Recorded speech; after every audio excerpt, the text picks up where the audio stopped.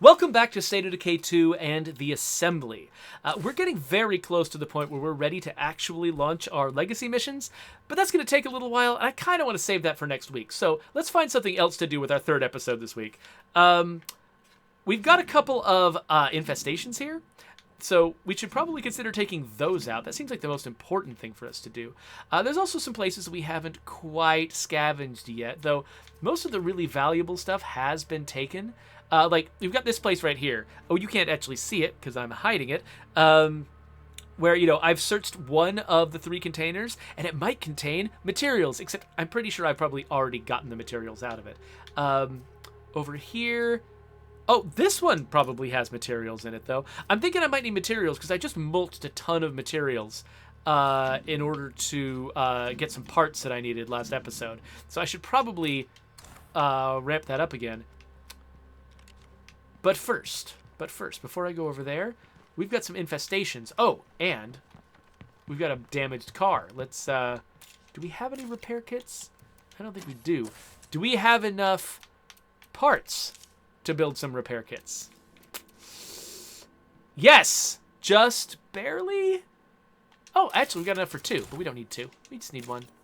That one, right there. So we'll go out, repair our car.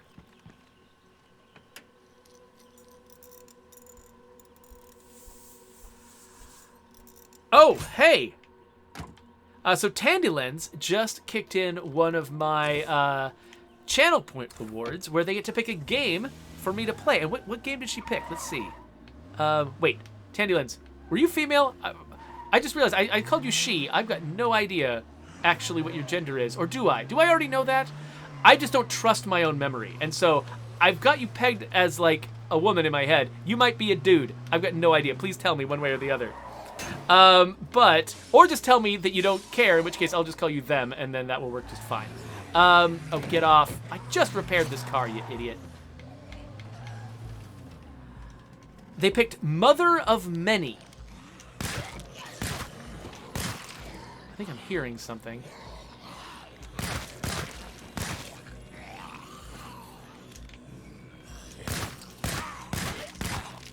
Okay. So it took care of the extra zombies. Let's get over here and see where there's 2 screamers in here. Okay, Tandy. So I'm sorry, Tandy. Tandy is a dude. And I'm sorry. The name, because your name starts with Tandy, I just think of you as Tandy, and Tandy is a woman's name.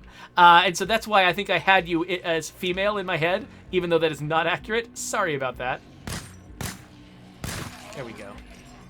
We've got 1 screamer. Watch the other one scream in just a second.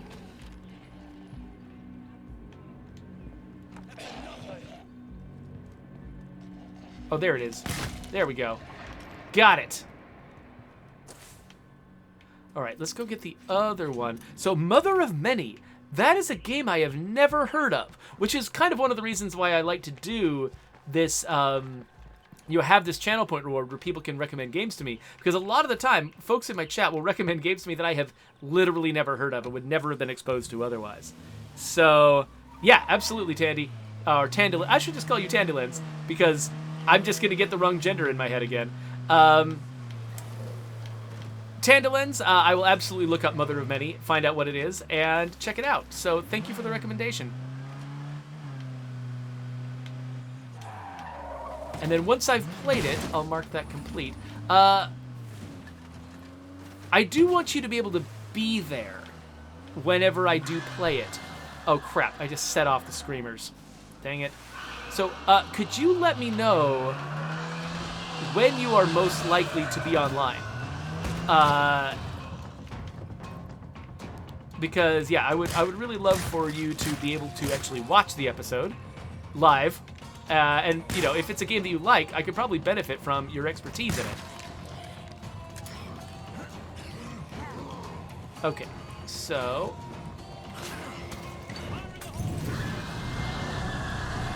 Okay, well... There, we've got all of the screamers, but as usual, we have absolutely ruined our chances of actually clearing out this infestation. So let's just drive in the other direction for a bit. Get moving. Okay, here we go. Let's just drive away. We'll come back later, deal with it under better circumstances. And in the meantime, let's go get us some oh, hello, ferals. Let's go get us some materials.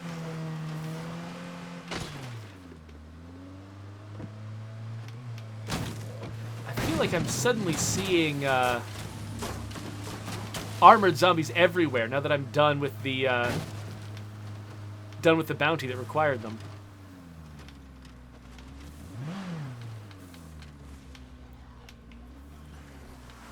Oh, interesting. So, Tandy says that Mother of Many, its influences were Vampire Survivors, Devil Daggers, and The Witch, the 2015 movie? Okay, so I understand vampires... Oh, what? Am I stuck on... Okay, whatever. Vampire Survivors and Devil Daggers. That makes sense. Those are both games where you're just being pelted by a million enemies and blasting them as much as you can. So I'm imagining something that is, you know, depending on what genre it is, I'm imagining that it might be like a Serious Sam type game or something like that. Or like Painkiller. That's what I'm getting in my head. But then you're saying The Witch? So I don't watch a lot of horror movies, so I don't really know that much about The Witch, but I got the sense that it was like a fairly serious, like, historical set horror movie. And so that's interesting that they would cite that as an inspiration alongside these kind of more whimsical, I mean, dark. They're like Vampire Survivors and Devil Daggers are dark, but they're also whimsical at the same time. Oh, interesting. So Tandyland says it's a short game that was made for a game jam. Oh, and it must have been a recent game jam, because I don't think Vampire Survivors has been around that long. Oops. Hi. That's how we want to do that. Okay, I'll definitely check it out. That sounds really cool, Tandylands.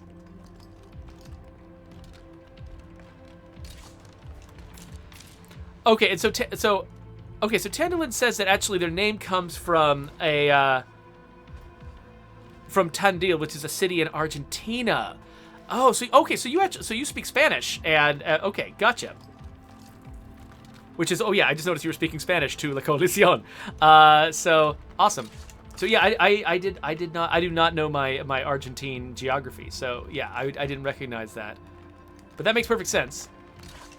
For me, you know, I remember like growing up early in the era of PC gaming, where Tandy was actually the name of a brand of personal computer.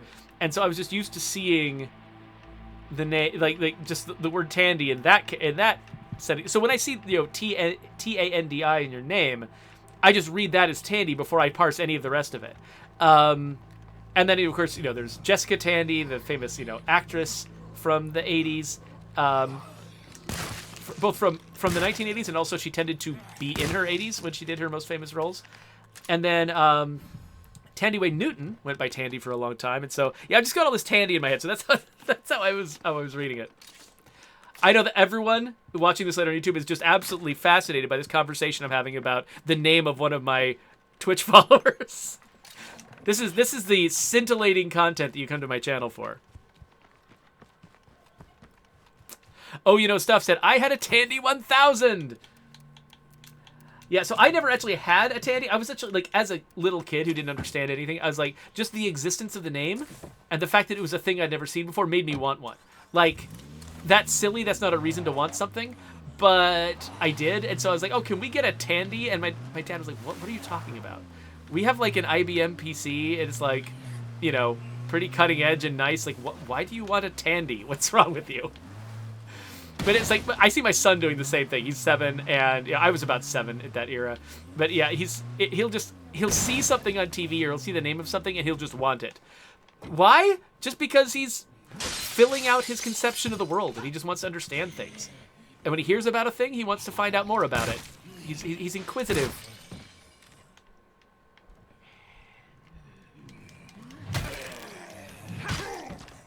Yes. Oh, I thought I was going to get 3 instant kills in a row. But check that out. Breaking glass. Heavy weapons will do that. Now they will, anyway. I'm really inviting all the neighbors, aren't I?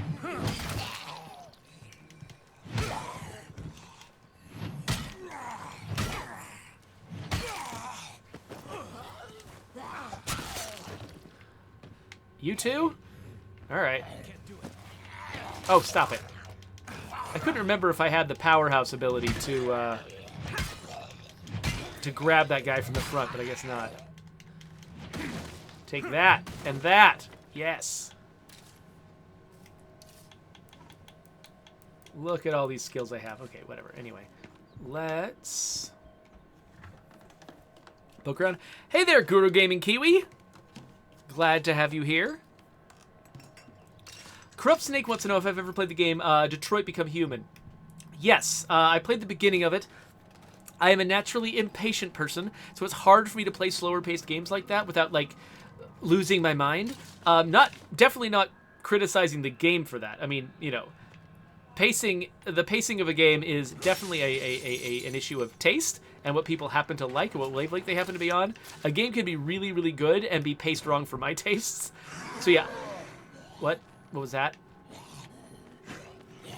So I had trouble getting into it while still appreciating it that it was cool. I do really like Quantic Dream's stuff. I'm glad that it exists. It's like the work that they do trying to sort of achieve like filmic production values in a game and to, you know, make characters, make video game characters, digital characters be emotive and make you sort of like feel what they're feeling by looking at the expressions on their face and the way they act, like doing like digital performances. It's really, really good. It's really sort of pushing the industry forward, even if I'm just on the wrong wavelength to actually like play all the way through some of their games. I'm really, really glad that they're a part of the industry because they make a big difference to, you know, they and people like, say, Ninja Theory, you know, who really push those boundaries.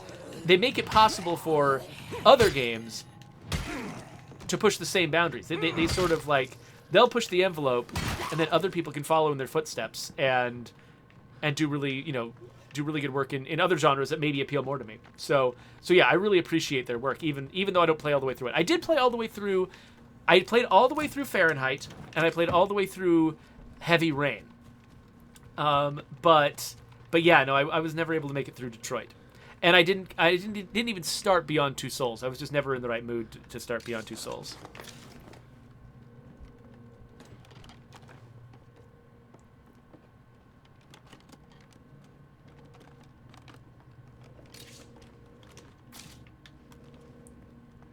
Let's see here.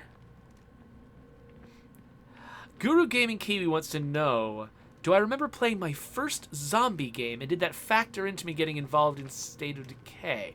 So, good question. So, it wasn't actually zombie games that got me into, because, I mean, I'm trying to think, what would my first zombie game have been? Because, I mean, zombie games like State of Decay, which are like zombie survival games, they're a fairly recent phenomenon. I mean,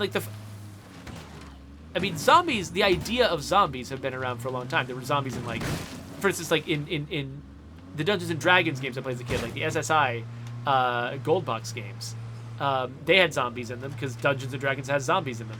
But that wasn't really a zombie game, right? And I played Plants vs. Zombies when that was brand new, and that was really kind of fun. And we've got some like Plants vs. Zombies references in State of Decay because we like Plants vs. Zombies so much. But that's not the same kind of game we're talking about here.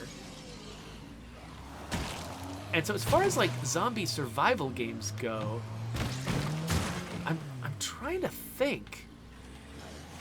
I think it actually wasn't a game that made me want to do this. I think that it was actually the fact that I read Walking Dead comics and really got into the show when the show was new that really kind of got me thinking about this genre. Because, for those of you who haven't heard the story, like I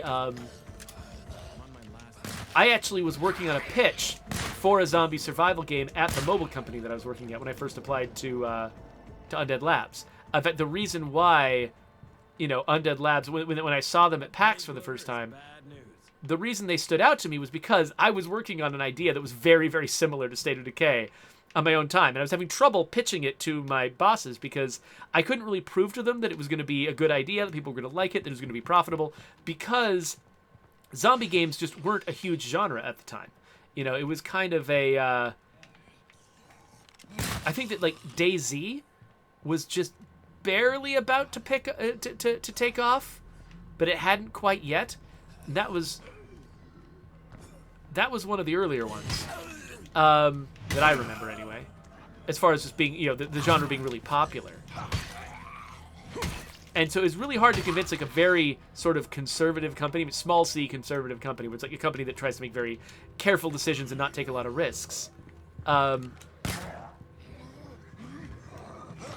It's difficult to get a company like that to invest in something that's risky like that, And so I was like, I had this idea of like that people would love to just sort of have a game on their phone where they had a consistent community of people, and I was actually imagining it as more of a road trip game, something like I don't know, Death Road to Canada or something like that, and where you had a consistent community of characters that you would like sort of build up an investment in over time. You'd like really kind of learn to care about them. And then they would have permadeath. And so you'd really be sort of motivated to make good strategic choices to keep them alive. And I really love that idea. So when I saw State of Decay at PAX, that's what made me like really want to get in contact with these people. Because it's like, oh, they're making the game I want to make. Like, I want to make this game. I've got this idea for a game. But they're already making a game. And they thought of it first. They're like, I'm definitely not taking any credit for it. Like, they thought of the idea first. Brant and Doug came up with the idea years before I came up with anything like it. But crap. Oh, get off the front. I didn't even see that guy. Now he's gonna completely destroy my car. Okay, there we go. All right, we got to get this home. No, get away. Ah. Off the edge. All right. So, I love how hitting that zombie did more damage to my car than going off the cliff did, but whatever. So it really, the thing that made me interested in working on State of Decay was not any particular zombie game. It was my interest in the zombie apocalypse genre, which really it did kind of kick off with The Walking Dead. Like, Brant and Doug had watched, they were really into like Night of the Living Dead and Day of the Dead, and I'd watched some of those things too, but the thing that really made me interested in zombies was The Walking Dead. And so, I guess that's probably the story you were looking for, was, I got really into The Walking Dead. I loved it. I started thinking about games I wanted to make in that same genre. And then when I saw that State of Decay existed, I was like, oh, these people are doing what I want. I should just, instead of trying to make my thing happen, I should just join these people. And then I took, a long time persuading them they should hire me because, I worked at this, whoa. Oh, yeah, my friends are here helping out. Hi, guys. I worked at this company that, did not do ambitious, prestigious games like this. And so, I had to go somewhere else in order to do it. But yeah, Undead Labs turned out to be a really great company to work for. I've had, the time of my life over here and gotten to work on some stuff that I really, really care about, which is cool. La Coalition asks if I've read World War Z. Yes, and actually that was another thing. I think I read it. I'm trying to remember when I read it. I think I probably read it before I joined Undead Labs. Did I? I can't promise you that that's the case. But yeah, that might have been another inspiration, another source of like why I was into zombies, was because that I just loved how the writer Max Brooks really took the whole shtick of that book is he's taking zombies really seriously and he's treating it like a legitimate historical story that he's telling, which is great. And he's, and he does a good job of calling out the parts of the science that are just don't make any sense and just sort of throwing some garbage at us, but saying, oh, you know what, this is no one understands this. This shouldn't work the way it does. And so it was smart. It was clever. It was thinking through why might people fail against zombies, and then if they failed, what changes could they make to their tactics so that they can succeed. He was doing some really good, interesting thinking in this genre, which was very inspirational. What am I doing? I'm just trying to repair this car that I nearly got destroyed. That's what I'm trying to do. So again, we're really, really low on parts. I should probably, at the next opportunity, try to grab something like a CNC mill or whatever that I can use to get parts more efficiently than I'm getting them.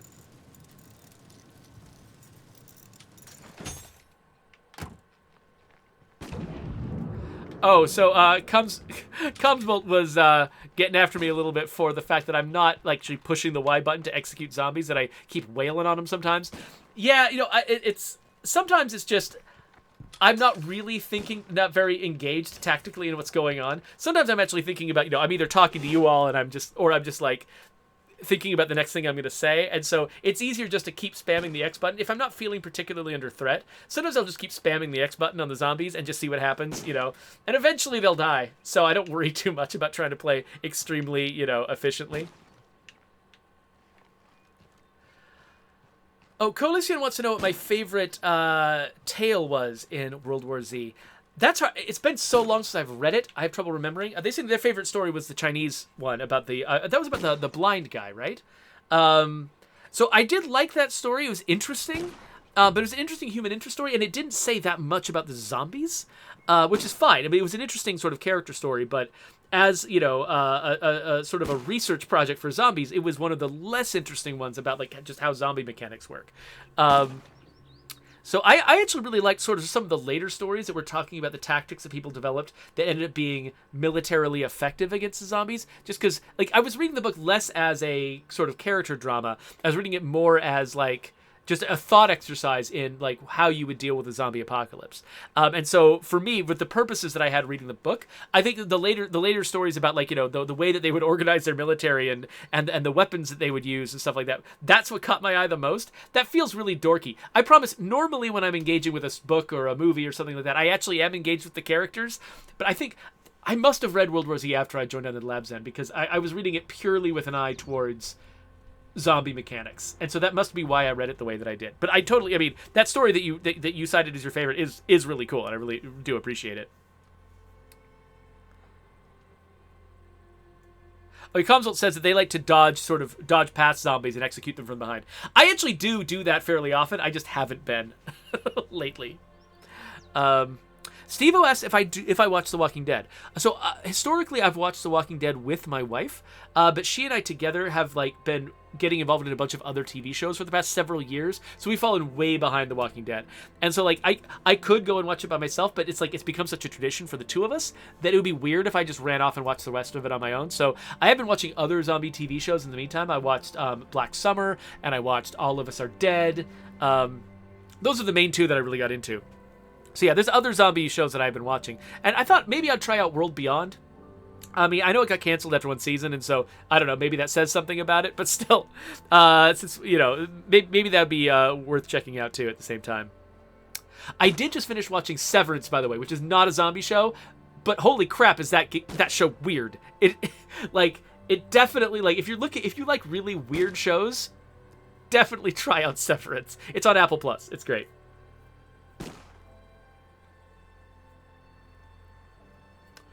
Let's see here. Oh, Radithcord wants to know if I ever got back to watching Midnight Mass. No, I haven't gotten back to it yet.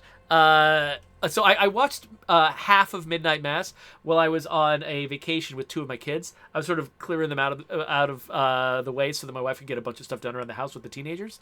And so I would watch it during the day while I had nothing to do, because I'm very susceptible to horror, and so I don't want to watch it late at night when I'm tired. I want to and I'm about to like go to sleep and have nightmares.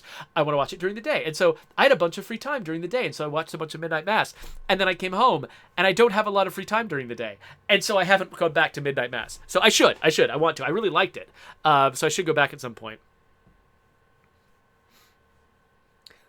Razor X06 asks, is there a reason why some of the quality of life changes that we've announced recently didn't get done sooner? They seem like easy wins. So I think some of the ones that we announced on the most recent State of Decay stream were not easy.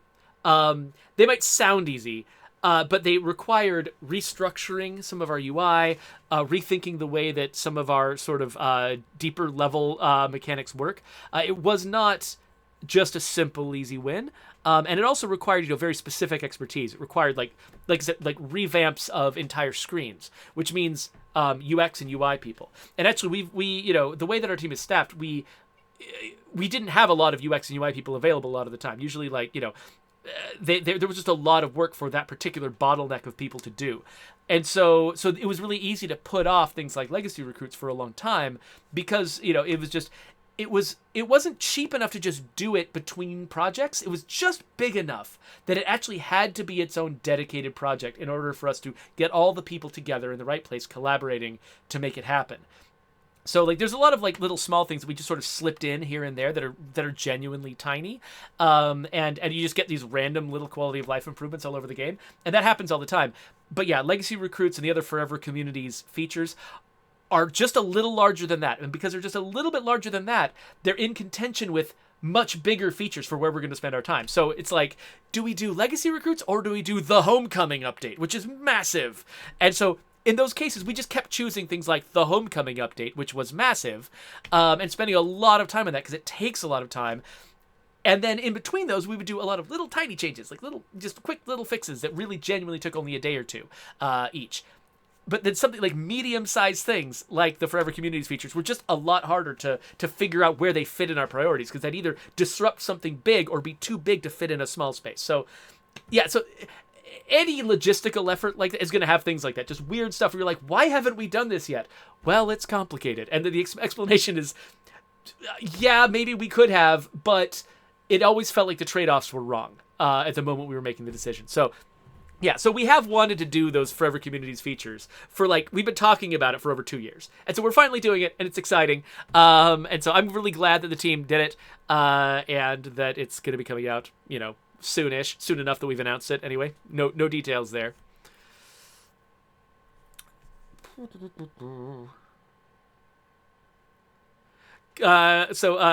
Cajun Militia, Cajun Militia, that's what your name is. Cajun Militia says, you guys have really made State of Decay 2 one of the best zombie games. Nothing but good updates, especially Trumbull Valley. Good, I'm really glad you liked it, and thank you for saying kind things that really sort of, it's so easy to just get the negative feedback and pay attention to that, really focus in on that. And so when people come into my chat and tell me really nice things about the game, it really sort of counterbalances that. It makes it all feel really good and really worthwhile, so I appreciate it. Oh, so Comsbolt is giving me some advice. If I do like to swing my weapon and not just dodge behind zombies and execute them, that I could rotate my camera to focus on the next enemy, because then my character would be more likely to target them. Is that... So I'm actually not sure. Does that work? I mean, it definitely works in some other games. I don't know if that's actually how our game works.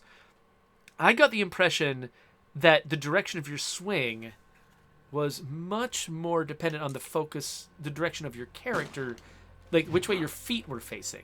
Like if I'm facing this way, I swing that way, and if I'm facing this way, I swing that way. And then if there's a zombie within an arc in front of me, then I'll orient a little bit. My character is usually willing to change their orientation just a little bit to hit the zombie dead on. And so I'm not sure it actually... I could imagine it seeming to work that way, but I don't... Of course, I don't have any zombies around me, so it could be that it behaves or feels like it behaves a little bit different when there's actually targets. Oh, okay, so he is actually saying... Okay, he did not mean my camera. He did actually mean the facing of my character. In that case, yes, you're absolutely right. In fact, I think that even if I'm in the middle of a swing... your character keeps facing the same direction until the swing is over, but you can start tilting your stick in the opposite direction. So the moment the swing is over, your character reorients behind them. And then, yeah, and I'm pretty sure that the direction in which you aim... This is actually a thing... So we were talking in an earlier episode about the difference between, gameplay design and systems design and content design, and one of the things that for instance a trick that they often do in video games when you've got a third person character who's swinging weapons around and stuff like that, a trick that people will often use is not using the character's orientation to determine what they do next, but just use the controller's orientation, so that, and I think there's some games that do this and some that don't. I think that Souls-like type games tend to use character orientation, so you have to actually take the time to orient your character in the correct way before you can effectively do the action that you want to perform in that direction. I've been playing Tunic a lot, and Tunic, does not automatically defend in the direction that I'm pointing my stick or that I'm pointing my, or that I'm targeting. Tunic will take his time to get the shield into place.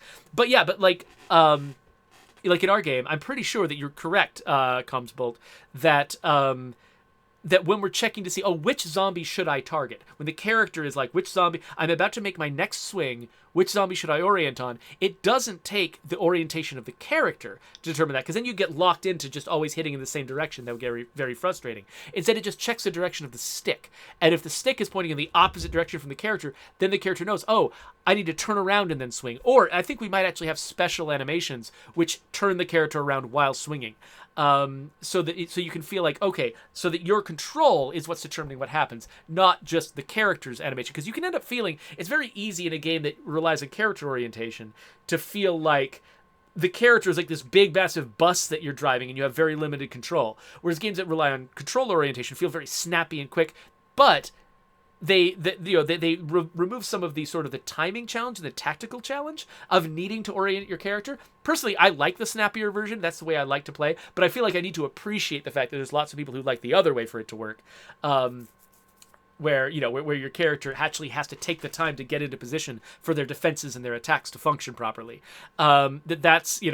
That's a way some people like to play. That's totally cool. You can like that. It's not my style. I like, the sort of the God of War, let's just listen to what the player thinks they're doing and try to make that happen as easily as we can. That's the way I like to play. But that's the kind of thing that a gameplay designer has to be good at doing. A systems designer like me doesn't have to know anything about that. I'm much more worried about, how does the character system work? What do all of these stats mean? And how do people level up? And whatever, just all that kind of stuff. I'm good at thinking about that kind of thing, but we got folks on our team that are very focused on the minutia of moment to moment. How does it feel like to play this game? And that's an expertise that not everyone has. And it's somebody who's really, really good at it is just absolutely invaluable, because it's really hard. Like if the moment-to-moment feeling of playing a game isn't working for you, the systems of the game, the story of the game, it can all be fascinating to you, but you might never be able to get over the fact that you just can't enjoy what it feels like to play. And so getting really, really good people in those roles is absolutely essential to any game that has an action component to it. And even some games that don't. I mean, sometimes the feel of clicking and dragging things in a much slower-paced strategic game can also may have a really big impact, and you want to have really good gameplay and UX designers making that stuff work right. So Cumsel is saying that actually, switching direction is actually really valuable when in State of Decay's combat, because zombies are always sneaking up on you, trying to bite you in the back of the neck. And so you want that zombie that's about to do that, they're the next one you want to hit. That's a really good point. Jedi Cytrix asks, who is in charge of watching for things like, this feature is going to make our players motivated to do something unfun? That is very systemsy. I mean, obviously, we're all always trying to think about that kind of thing. That is probably more my responsibility. Like if we get that wrong and we've got a bunch of incentives in the game that are pulling the player in the wrong direction to do something that they don't enjoy, it's probably a mistake by a systems designer if that gets screwed up. And so that I would definitely say that's probably the systems realm. And so if there's something like that, it's probably my fault. So I got to keep an eye out for that. I got to get good at noticing those possibilities. And actually, when someone invites me to a meeting to talk about a feature, usually that is exactly the kind of thing that I'm looking for. Somebody will make a suggestion. Oh, well, what if we do this? It's my job to think ahead down several different branches of what the player might want to do if we do the feature that way, and come up with but if we give them this, or tell them to do that, or instruct them this way, or give them this incentive, what they're going to do is this other dumb thing that they feel like we're telling them that's what they're supposed to do, and they're not going to enjoy it, and they're going to think the game is stupid. So let's not do this. Let's do this slightly different version of it that doesn't have that downside. So yeah, that is absolutely part of my job, is to try to think of that kind of thing. Yeah, shush, La Coalición. Yeah, I mean, I've willingly admitted places where I have done a poor job of that in State of Decay. But when I make mistakes, all it does is it makes me better at catching those possible mistakes next time. So we're all learning and growing over time. And I should probably, I've been doing this for 2 hours now. I should probably take a break. So thank you all for hanging out with me here. Let's put an end to the episode at least. I might chat with the chat a little bit longer. There's a subscribe button. But let's put an end to the episode, because I'm sure people on YouTube are just tired of listening to me talk.